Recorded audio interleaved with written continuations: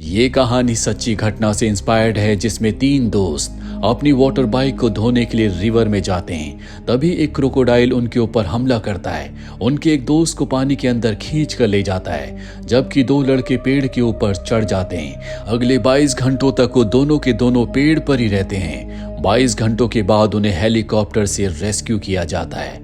तो ये पूरी कहानी इसी इवेंट पर आधारित है। Bollywood silver screen presenting black water. कहानी की शुरुआत में हमें ग्रेस के हस्बैंड और ग्रेस की छोटी बहन ली को दिखाया जाता है, जो एक क्रोकोडाइल शो देखने के लिए जाते हैं, जहां पर ये देखते हैं कि किस तरह से क्रोकोडाइल को खाना खिलाया जाता है। यहाँ पर छोटे छोटे बच्चे छोटे क्रोकोडाइल्स के साथ फोटो भी क्लिक करवाते हैं। शो खत्म होने के बाद ये पास के एक बार में जाते हैं, जहां पर ली कहती है कि कल हम तीनों के तीनों क्रोकोडाइल को ढूंढने के लिए जाएंगे। एडम बुक में देखता उसे पता चलता है कि पास ही में ब्लैक वाटर है जिसमें क्रोकोडाइल रहते हैं। ये ब्लैक वाटर में क्रोकोडाइल को देखने के लिए बहुत ज्यादा एक्साइटेड होते हैं। यहाँ पर ग्रेस अपना प्रेगनेंसी टेस्ट भी करती है, जो कि पॉजिटिव आता है, यानी कि बहुत जल्दी वो माँ बनने वाली है। पर यह बात वो अपने हस्बैंड एडम को नहीं बताती। अगले दिन ये तीनों के तीनों ब्लैक वाटर के पास पहुंच जाते हैं, लेकिन इन्हें पहुंचने में देर हो गई होती है, क्योंकि जो फिशिंग बोट होती है अब तक वो जा चुकी है। लेकिन यहाँ पर एक और गाइड होता है। वो कहता है कि मैं तुम्हें ले चलूंगा। ये बहुत दूर आए होते हैं, इसीलिए ये उसकी बात मान जाते हैं। गाइड अपने पास एक रिवॉल्वर रखता है और इन तीनों को अपने साथ ब्लैक वाटर रिवर में ले जाता है। इनका फिशिंग का भी प्लान होता है। एक जगह ये रुक जाते हैं, जहां पर गाइड इन्हें बताता है कि अब इस रिवर में क्रोकोडाइल्स नहीं बचे, पहले यहाँ पर क्रोकोडाइल्स हुआ करते थे। ये तीनों के तीनों अब यहाँ पर मछली पकड़ना शुरू कर देते हैं और तभी बोट से कुछ टकराता है, जिससे सब के सब डर जाते हैं। गाइड जब चेक करता है तो खाली एक डिब्बा होता है जो बार बार बोट से टकरा रहा था।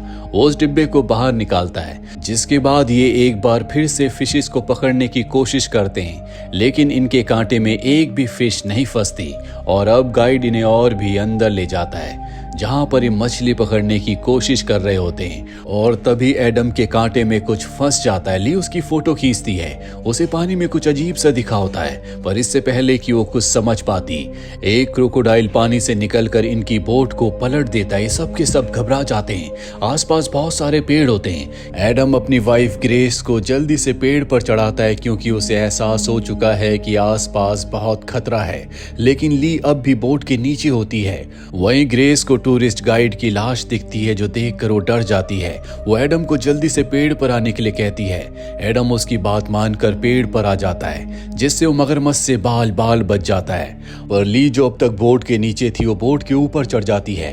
क्रोकोडाइल उसके आसपास ही होता है, जो जोर जोर से बोट को हिलाना शुरू कर देता है ताकि ली नीचे गिर जाए। पर इससे पहले कि वो ऐसा कर पाता, ग्रेस और उसका हस्बैंड एडम पानी को जोर जोर से हिलाना शुरू कर देते हैं, जिस वजह से क्रोकोडाइल वहां से टूरिस्ट गाइड की बॉडी को लेकर चला जाता है। और अब ली के पास यही मौका है कि वो पेड़ पर आ सकती है। एडम उसे लेने के लिए बोट के पास जाना चाहता है, लेकिन ग्रेस उसे ऐसा करने से मना करती है, क्योंकि अब भी वो क्रोकोडाइल आसपास ही हो सकता है। पानी में उसका मुकाबला नहीं किया जा सकता। वहीं ली के पास बोट पर एक रस्सी होती है, जिसे ग्रेस देख लेती है। वो ली से कहती है कि रस्सी को हमारी तरफ फेंको, ताकि हम तुम्हें बोट के साथ यहाँ पर खींच ले और बोट को सीधा करके तीनों के तीनों यहाँ से निकल जाए। ली उनकी तरफ रस्सी फेंकती है, जो उनके आसपास ही गिरती है। और अब एडम धीरे धीरे कांपते हुए हाथों से पानी से उस रस्सी को निकालता है, लेकिन जब वो रस्सी खींचता है तो रस्सी कहीं पर फंसी हुई होती है, जिसका मतलब ये है कि ये बोट को अपनी तरफ नहीं खींच सकते।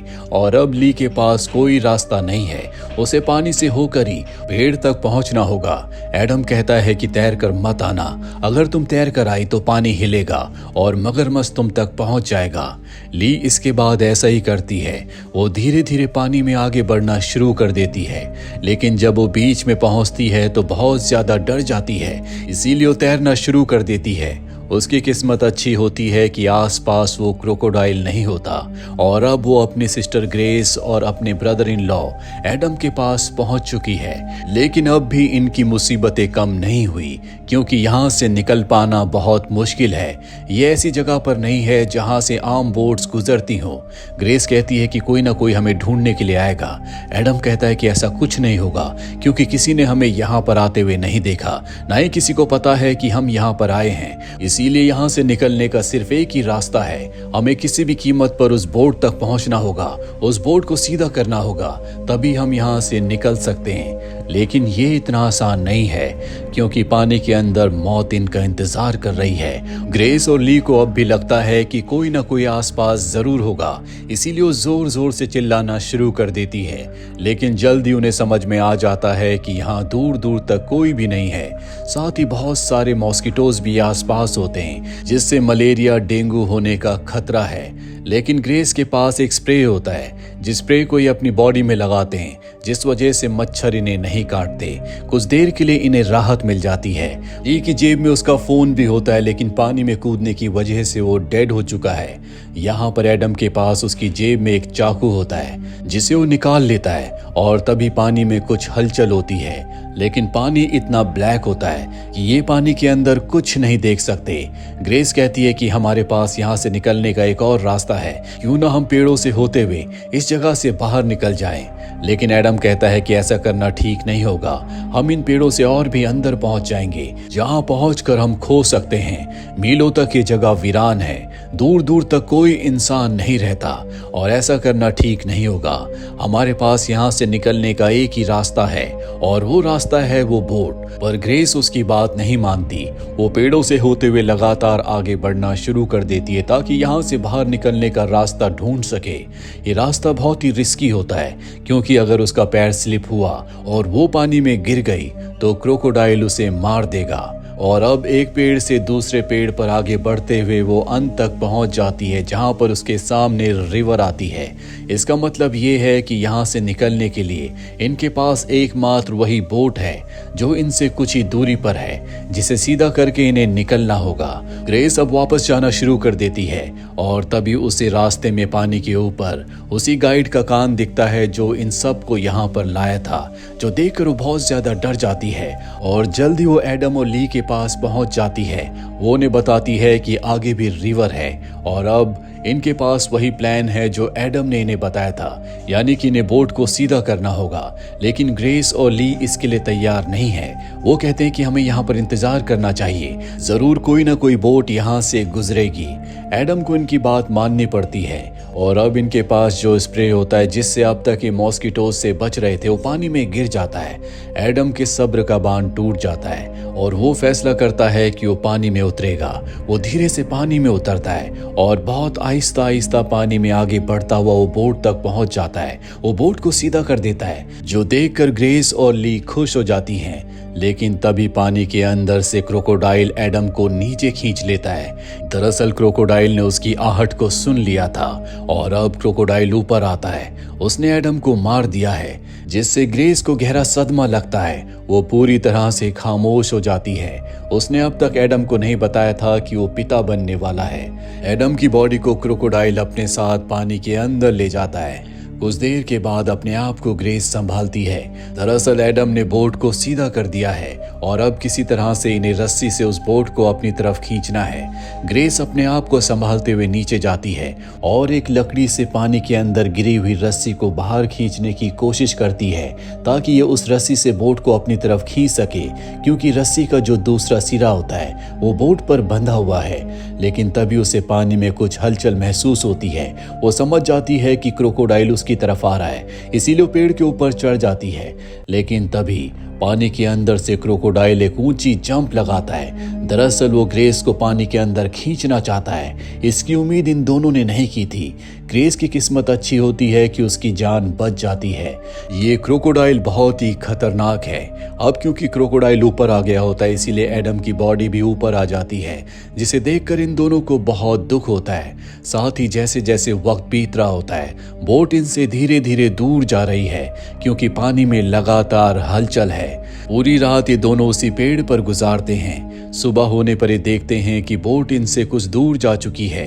कई घंटों से इन दोनों ने पानी नहीं पिया, इसीलिए दोनों के दोनों प्यासे भी हैं और अब ये दोनों के दोनों पेड़ों से आगे बढ़ते हुए बोट के पास जाने की कोशिश करते हैं। लेकिन एक जगह ऐसी आ जाती है जहां पर इन्हें पानी पर उतरना ही होगा।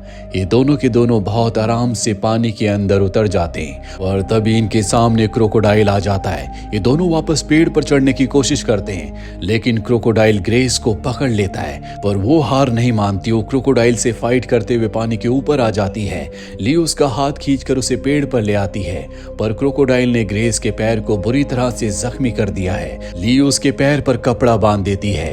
तभी इनसे कुछ दूरी पर एक बोट गुजरती है।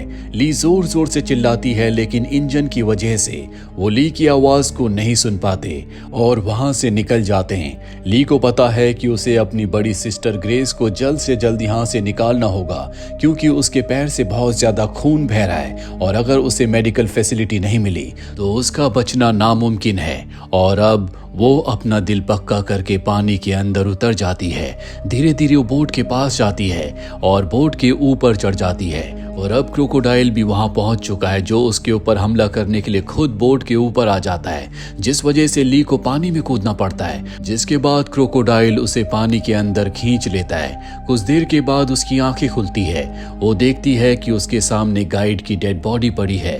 वो खुद भी जख्मी है, लेकिन वो जिंदा है। उसकी किस्मत अच्छी थी कि वो बच गई। दरअसल क्रोकोडाइल का जब पेट भरा होता है तो वो अपने शिकार को मारकर यहाँ पर छोड़ देता है। उसे लगा होगा कि ली मारी जा चुकी है, लेकिन ली अब भी जिंदा होती है। उसे पता होता है कि गाइड के पास पिस्टल है। वो उसकी पिस्टल को निकालती है, जो कीचड़ लगने की वजह से जाम हो चुकी है। सबसे पहले वो गन को साफ करती है और इसके बाद वो एक हाथ का इस्तेमाल करके पानी हिलाती है ताकि क्रोकोडाइल वहां पर आ जाए और वो उसे शूट कर दे।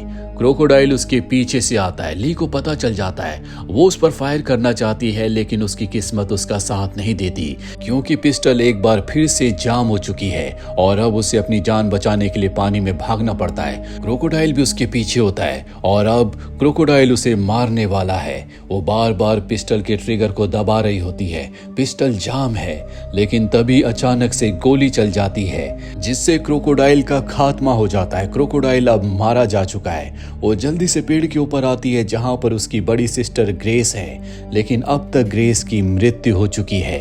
उसने अपने ब्रदर इन लॉ और अपनी सिस्टर दोनों को खो दिया, जिससे ली बहुत दुखी होती है। इसके बाद वो अपनी सिस्टर की डेड बॉडी को बोट पर रखकर यहाँ से निकल जाती है। और इसी के साथ ये फिल्म, ये कहानी यहीं पर खत्म हो जाती है। उम्मीद करते हैं कि ये कहानी आपको पसंद आई होगी।